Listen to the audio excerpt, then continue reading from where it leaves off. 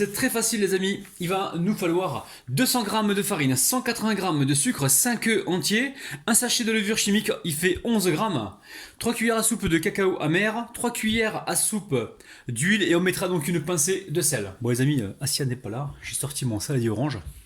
Allez, je mets le sucre, je vais me dépêcher avant qu'elle arrive. Faut pas qu'elle voie le saladier orange parce qu'elle croit qu'il a été jeté, mais en fait je l'ai récupéré au fond d'un conteneur à poubelle. Non, c'est pas vrai les amis, mais je l'ai récupéré. Bon, là j'ai mis le sucre, je mets l'huile et je mets les œufs. On va mettre également le sel. Je vais vous simplifier la recette au maximum. Donc un petit peu de sel, une pincée de sel. Et là je vais battre jusqu'à ce que le mélange soit doublé. Il faut vraiment que ça gonfle. Alors une fois que ça a monté comme ça, là j'ai fouetté pendant environ, on va dire 3-4 minutes. Je viens ici mettre la levure chimique directement avec la farine. Je viens mettre également le cacao en poudre. Hop là, bon je mets tout en même temps. Ensuite ici je récupère une cuillère et je viens comme ça donc mélanger le tout. Alors pourquoi je fais ça? C'est surtout pour la levure chimique, pour qu'elle soit bien mélangée aux poudres. Alors prenez le temps de bien mélanger. Et ensuite on va venir tout simplement tamiser. Alors il n'y a pas plus facile que une recette. Alors ensuite, soit vous prenez un fouet ou soit vous prenez une maryse et vous venez comme ça mélanger l'ensemble des ingrédients. Là, on est en train de tourner le saladier comme si on faisait une mousse au chocolat. Mais pour le faire avec le fouet, il n'y a pas de problème. On va verser toute la pâte à l'intérieur, donc c'est un moule rectangulaire que j'ai beurré fariné. Je préchauffe mon four à 175 degrés et je vais enfourner donc cette génoise tranquillement. Je vous dirai donc le temps exact juste après. Généralement c'est 20 minutes les amis. Après, je vais vous dire ça. Donc là, j'enlève le maximum de pâte. Alors je répartis bien la pâte au fond du moule. Je répète, mon four est en train de préchauffer à 175 degrés.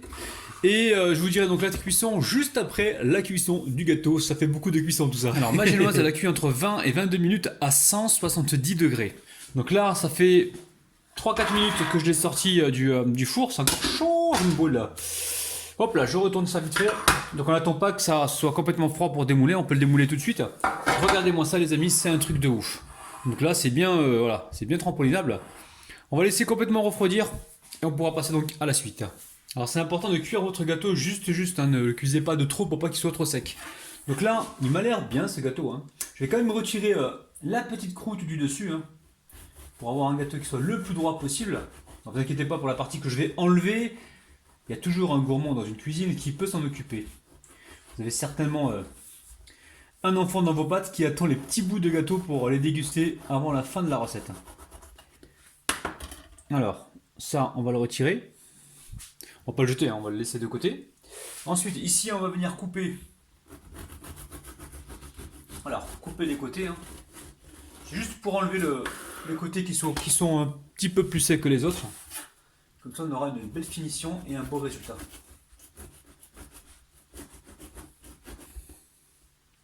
Je vais garder donc ce côté plat au-dessus. Là, on va bien viser. On va d'abord faire le contour. C'est ce que je vous conseille, les amis, pour être sûr de couper bien droit. Vous faites le contour comme ça. On est bien droit. Et ensuite, il n'y a plus qu'à glisser le couteau. Alors, on va quand même prendre son temps parce que sinon on risque de faire n'importe quoi. On garde le couteau bien plat. Vous voyez bien les amis? Et on coupe comme ceci. Surtout ne le coupez pas quand il est chaud. Attendez qu'il soit bien froid les amis. Là je le retourne dans l'autre sens aussi. J'essaie de viser. Mais là je reste bien plat. Allez, on va soulever le gâteau pour vous faire voir l'intérieur. Regardez-moi ça. C'est incroyable les amis. C'est spongieux, c'est incroyable. Allez, on va préparer maintenant donc le sirop très simple. Ici, j'ai 120 g d'eau et ici, j'ai 60 g de sucre vanillé. Alors, c'est une boîte, je vous la montre, elle est où? Elle est là. Où je récupère donc tous les bâtons de vanille que j'ai utilisés donc précédemment. Voilà, ça me fait mon sucre vanillé. Et là, ce que je vais faire, je récupère donc les bâtons et je vais amener ça donc à bouillir environ, on va dire, allez, 3-4 minutes en surveillant. Alors le sirop est prêt, il a un très bon goût de vanille. Surtout vos bâtons, ne les jetez pas les amis. Ils peuvent toujours resservir plusieurs fois. Donc là, alors, là je récupère un petit peu de sirop et je viens imbiber la première base. Donc la base, c'est là où j'ai coupé le dessus tout à l'heure. Et je garde l'autre base, je l'imbiberai tout à l'heure au dernier moment pour éviter que le gâteau ne ramollisse de trop, hein. Surtout pour avoir pour ne pas avoir de surprise, pour pas que le gâteau il s'effrite. Oh là là, j'arrive plus à parler les amis. Allez, je mets ça de côté pour l'instant et là je m'attaque à la mousse. Alors pour réaliser la mousse au chocolat ultra facile, il va nous falloir 200 g de chocolat, une cuillère à soupe de beurre, nous avons également 30 centilitres de crème liquide entière. J'ai pesé 300 g les amis, hein. Donc 300 g ou 30 centilitres, mais là moi j'ai pesé 300 g. Ensuite 4 jaune d'œuf ici, nous avons 150 g de mascarpone et 30 g de miel. Le miel, on va le mettre à bouillir au micro-ondes. Alors très simple, on va commencer par faire notre crème, donc crème chantilly ou crème fouettée, hein. Donc là je verse le lait, enfin le lait, pas le lait, non, la crème liquide entière sur le mascarpone. Alors si vous n'avez pas du mascarpone là où vous habitez, prenez de la chantilly en poudre pour remplacer le tout, ça marche très bien. Donc regardez la quantité que j'ai utilisée en fait pour le mascarpone et pour la crème liquide et remplacez-la par la poudre de chantilly donc, que vous avez donc en possession. Ici donc je vais fouetter donc ces deux éléments jusqu'à l'obtention d'une crème lisse. Alors là les amis j'ai fouetté pendant environ 1 minute, hein, 1 minute 15. La crème était bien froide, le mascarpone aussi donc ça monte assez rapidement. Donc maintenant, ça je vais le placer pour l'instant au frigo, le temps de passer donc à la suite. Donc très simple, là vous mettez les jaunes d'œufs dans un saladier. On va venir les fouetter dans un premier temps pendant environ 30 secondes. Alors ici, j'ai du miel très très chaud les amis, hein. Je l'ai mis à bouillir au micro-ondes. Waouh!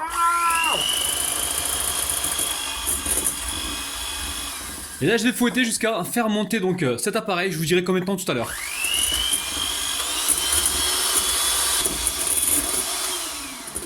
Alors vous fouettez pendant environ 5 minutes, donc là il faut que ça monte, enfin que ça descende comme ça en ruban. Donc la réussite de votre mousse va dépendre justement de ces jaunes d'œufs montés au miel, hein. Alors vous pouvez prendre du miel, du sirop d'érable, du sirop d'agave, ou alors faites un sirop maison, il n'y a aucun problème. On peut toujours remplacer donc le miel par autre chose de sirupeux en fait. Allez, on passe à la suite. Et là maintenant, je vais amener le chocolat et le beurre à fondre pareil au micro-ondes ou au bain-marie. Alors surtout la crème, vous ne la laissez pas longtemps au réfrigérateur, hein, le temps de préparer donc votre appareil à bombe. Si il fait très chaud dans votre cuisine, vous le mettez au réfrigérateur. Si jamais il fait pas chaud dans votre cuisine, vous le laissez à température, d'accord? Parce qu'en fait, il faut éviter tout à l'heure les chocs thermiques. Alors le chocolat fondu, hop là, je le verse directement dans l'appareil à bombe. Alors, ne versez pas votre chocolat directement dans la chantilly parce que je vous explique avec le choc thermique, c'est-à-dire le chaud et le froid, vous risquez d'avoir un chocolat qui se bloque. Donc là, comme les jaunes d'œufs sont déjà tièdes, l'appareil à bombe, on appelle ça l'appareil à bombe, est déjà tiède, on va pouvoir donc mettre le chocolat chaud, ce chocolat qui est chaud, qui sort du micro-ondes, avec. Donc là, on va mélanger ces deux éléments pour obtenir donc une préparation bien lisse. Alors n'hésitez pas à bien mélanger cette préparation. Une fois que c'est fait, alors il se peut que moi il y ait des morceaux de chocolat qui restent parce que j'ai pas laissé le chocolat totalement fondre au micro-ondes. Des fois j'ai toujours peur de le brûler donc c'est pour ça. Mais sinon, regardez, là il me reste un morceau il me semble. C'est pas gênant. Allez, ici je vais récupérer de la chantilly et petit à petit je vais venir donc l'incorporer comme ceci. Donc là on peut prendre le fouet, si on prend le fouet on est délicat, hein. Là on tourne le saladier, on va au centre, on passe en dessous et on soulève. Et à chaque fois là, on va venir chercher un petit peu de crème. Alors encore une fois, je vais me répéter, hein, si vous n'avez pas de mascarpone, si vous voulez préparer cette préparation, vous faites vous utilisez la poudre de chantilly, hein, il y en a beaucoup dans certains pays de la poudre de chantilly, et vous utilisez la même quantité que j'ai utilisée là pour faire votre préparation, hein. Parce que je sais qu'il y a des fois le mascarpone on ne peut pas le trouver partout, mais la poudre de chantilly fera très bien l'affaire, hein. Alors dans la chantilly, là, dans la crème fouettée, je n'ai pas mis de sucre, hein, parce que c'est le chocolat en fait et le miel qui sucrent la totalité de la mousse. Donc vous amusez pas à rajouter du sucre ou alors à vous dire ah il a oublié le sucre. Non non, la préparation elle s'est sucrée d'elle-même, hein, avec les propres ingrédients. Donc à savoir le miel et le chocolat, hein. Allez, je récupère le dessus donc du gâteau et je viens maintenant l'imbiber. Allez, je récupère la mousse Je viens en mettre par-dessus comme ceci, hein. Alors, on veut une belle couche de mousse, hein.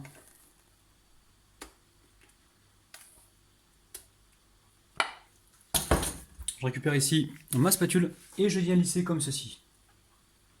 Alors ensuite, on va venir recouvrir ici avec souplesse, tendresse. Alors on essaie de rester bien droit. Et surtout, on ne panique pas les amis, hein.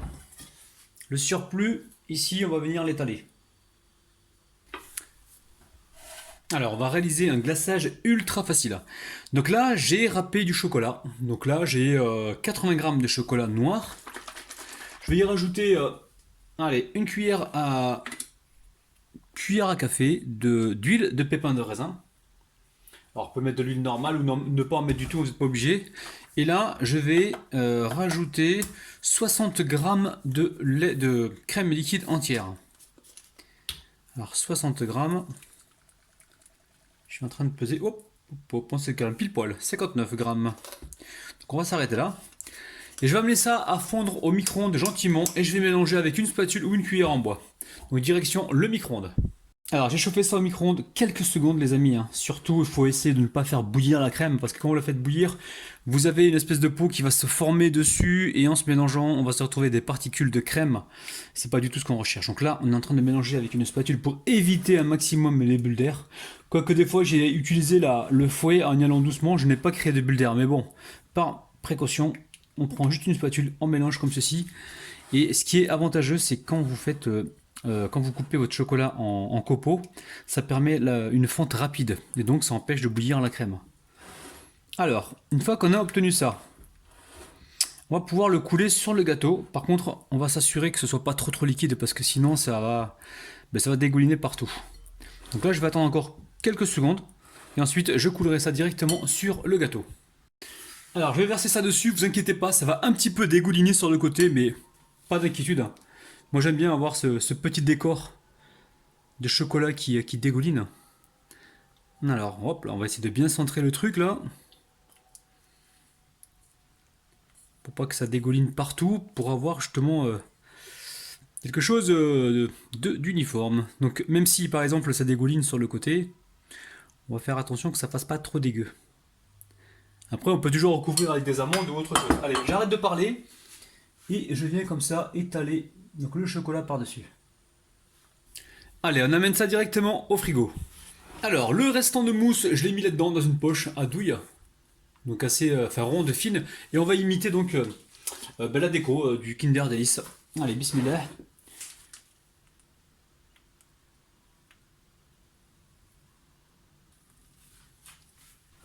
Alors la famille, vous connaissez mon côté déco nul.